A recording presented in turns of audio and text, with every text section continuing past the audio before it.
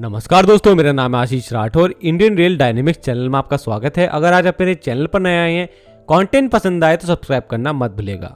दोस्तों, आज आप लोगों को बताने जा रहा हूँ एक नई ट्रेन के बारे में, जिसके बारे में हम लोगों को पहले से लगता था कि हाँ, ये ट्रेन आनी चाहिए, लेकिन बीच में रेलवेज ने बहुत ही कम जानकारी इसके बारे में दी। ये ट्रेन है एक इंडिया की पहली ई कॉमर्स ट्रेन। इस ट्रेन के बारे में मैंने खुद अश्विनी वैष्णव जी से सवाल किया था जब मुझे मौका मिला था देहरादून से एनवीटी के बीच में चलने वाली वंदे भारत एक्सप्रेस की इनॉग्रल जर्नी करने का। उस वक्त वहां पर जब इंटरेक्शन हो रहा था मंत्री जी के साथ में, तो मैंने जब ये क्वेश्चन पूछा था तो उन्होंने काफी आंसर्स दिए थे इसके बारे में, लेकिन उन्होंने क्लियरली ये नहीं बताया था कि ये ट्रेन बना रहे हैं वो, क्योंकि उन्होंने कहा कि उससे भी अच्छा एक प्लान चल रहा है कि एनएमजी न्यू मॉडिफाइड गुड्स, पुराने आईसीएफ कोचेस को जिनकी खिड़कियों को बेल्ट कर करके एक इस तरीके की ट्रेन बनाई जाती है जिसके अंदर छोटे व्हीकल्स और छोटा मोटा सामान जाया करता है। एज अ लॉजिस्टिक्स ट्रेन के तौर पर उसको यूज किया जाता था, लेकिन वो एक रिसाइकल ट्रेन कह सकते हैं कि थी। लग रहा था कि ई कॉमर्स ट्रेन का प्लान होल्ड पर है, लेकिन आज शाम को तस्वीरें बाहर आ चुकी हैं। कहां से आई हैं कि ये क्लियर नहीं है, लेकिन आप लोगों के सामने है देश की पहली ई कॉमर्स ट्रेन, जिसको कई लोग वंदे कार्गो भी कह रहे हैं, क्योंकि पहले से ही हम लोगों को 2022 में मालूम था ये भारतीय रेलवे का वो प्रोजेक्ट था जिसमें वंदे भारत ट्रेन के प्लेटफॉर्म पर एक ई कॉमर्स ट्रेन तैयार की जाएगी। आप लोगों के सामने एग्जैक्टली वंदे भारत जैसा ही पूरा प्लेटफॉर्म है, बोगी वही होगी, स्ट्रक्चर वही है,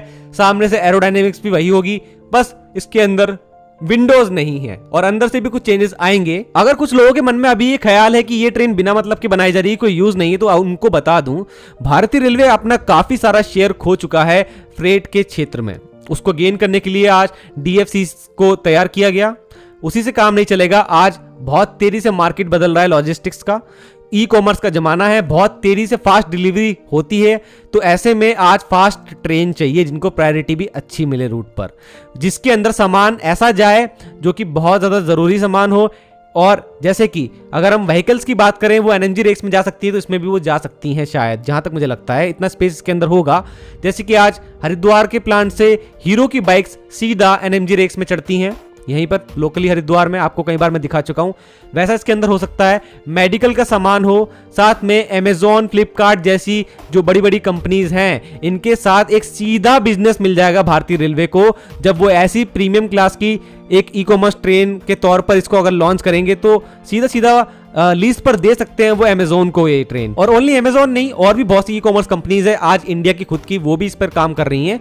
तो वो लीज पर जब मिलेगी इन कंपनीज को, तो उनको एक अच्छी सर्विस मिल जाएगी इंडियन रेलवेज के ट्रैक पर। दूसरा, भारतीय रेलवे को एक बहुत अच्छा रेवेन्यू कमाने का मौका मिल जाएगा, और कहीं ना कहीं इससे देश में ही फायदा होने वाला है। देश की इकोनॉमी में इससे बहुत ज्यादा इफेक्ट पड़ेगा, लोगों तक सामान पहुंचने की गति भी बढ़ेगी। और दूसरी बात, ये डेडिकेटली तैयार की जा रही है अगर लॉजिस्टिक्स के लिए, ई कॉमर्स के सामान के लिए, तो इसके अंदर उसी के अकॉर्डिंग चेंजेस भी आएंगे। खाने पीने का सामान इसमें जा सके आसानी से और जल्दी पहुंच सके, इसके लिए इसके अंदर चेंजेस किए गए होंगे।